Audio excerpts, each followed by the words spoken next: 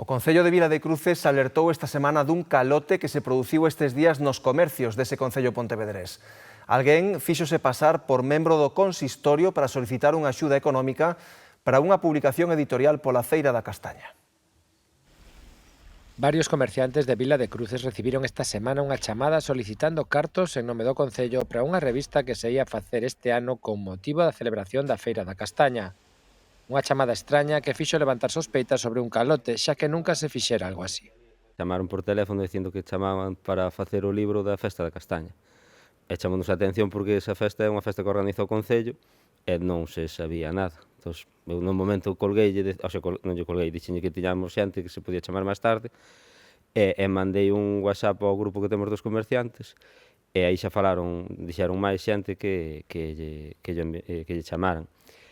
E despois chamei ao concejal para cerciorarnos se era certo ou non e dixo que deso non había nada.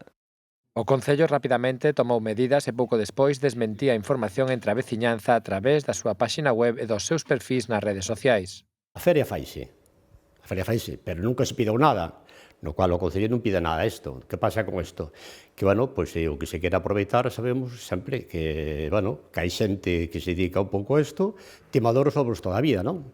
Entón, encontramos que esta xente chama, e, bueno, pois se non está informada, e non sabe absolutamente nada, entón, din que hai unha festa, que hai que colaborar con esa festa, entón, bueno, pois a xente pode picar.